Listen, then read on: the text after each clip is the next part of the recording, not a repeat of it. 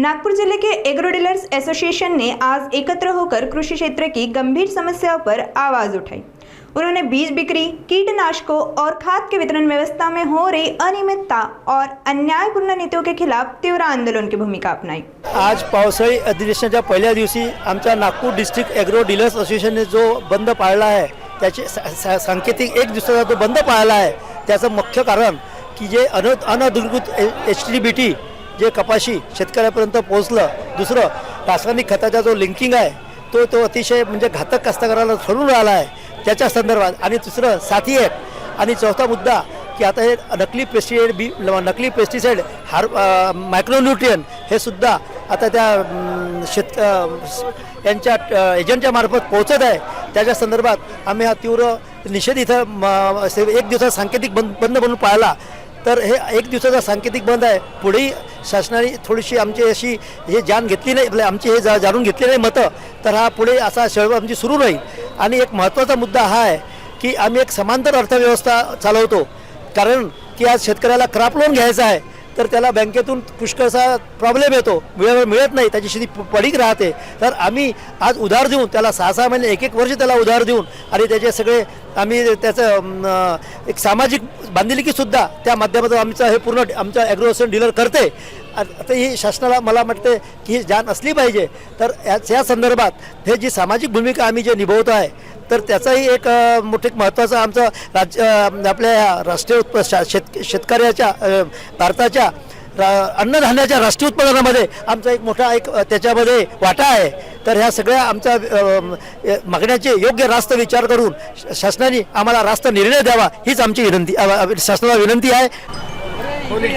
मी नागपूर जिल्हा असोसिएशन तर्फे मी शासनाला एवढं कळवू शकतो की हा लपंडावचा खेळ शासनाने जो सुरू केलेला आहे, मेन याच्यामध्ये शासन जिम्मेदार आहे। शासन चाहे तसं करू शकते, कंपनी आणि शासन ह्या दोघांनी मिळून सानी लिंकिंगचा प्रश्न बंद केला पाहिजे।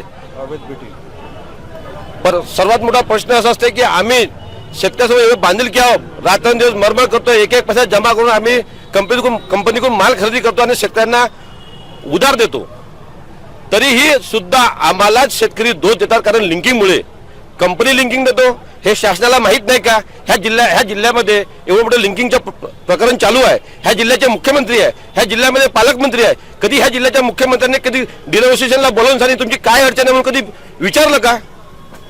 पांढरे कपडे घालून सांगितलं निवडून येतात आणि ते पेपर बाजीमध्ये करतात की लिंकिंग बंद करा, कोणता दुकानदार देईल लिंकिंग देईन ते आमच्याला टोल फ्री नंबर आम्हाला सांगा, आम्ही त्या दुकानावर कारवाई करू। अरे आमच्या कशाला कारवाई करता हो? आम्ही तर शेतकऱ्यांसोबत बांधिलकी आहोत, शेतकऱ्यांना उधार देतो, त्यांच्या अडीअडचणी भागवतो, प्रत्येक वेळेस त्यांना जेव्हा गरज भासते खताची आम्ही त्यांना खत उपलब्ध करून देतो, आणि आमचे दुकान बंद करायला चालले हे लपंडाचा खेळ शासन किती दिवस करणार आहे?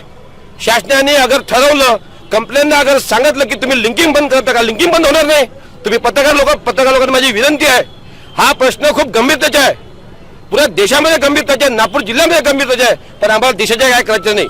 आमच्या जिल्ह्याचे मुख्यमंत्री आहे ते माननीय देवेंद्र फडणवीस साहेबांना मी विनंती करतो की हा लपंडावाचा खेळ बंद करा।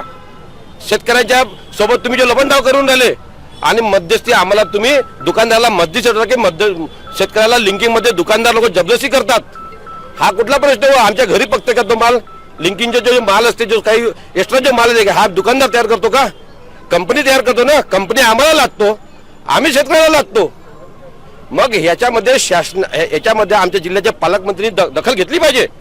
दुकानदारांना सर्व दुकानदारांना जिल्ह्याच्या एक मीटिंग घेतली पाहिजे, काय लिंकिंगचा प्रश्न आहे हा या जिल्ह्याच्या पालकमंत्र्यांनी, याच्या नेत्यांनी, याच्या आमदारांनी सर्व मिळून विचार केला पाहिजे। भोंगळ भाजारपणेमध्ये कोणत्याही लीडरनी, कोणत्याही आमदारांनी, कोणत्याही मंत्र्यांनी जो लिंकिंग करेल त्या दुकानदाराला बंद करू बा अशा शब्द वापरण्यापेक्षा लिंकिंग का बरं येऊन राहिला, कोण करून राहिला ह्या प्रश्नावर त्यांनी विचारमंथन केलं पाहिजे, एवढं बोलतो। आणि या जिल्ह्याच्या पालकमंत्री साहेबांना, इथल्या मुख्यमंत्री साहेबांना विनंती करतो की हा गंभीरतेचा मुद्दा आहे। ह्या दोन्ही जिल्ह्याच्या पालकमंत्र्यांना, मुख्यमंत्र्यांना मी हात जोडून विनंती करू नागपूर डीलर असोसिएशन तर्फे की त्यांनी हा प्रश्न मार्गी लावला पाहिजे।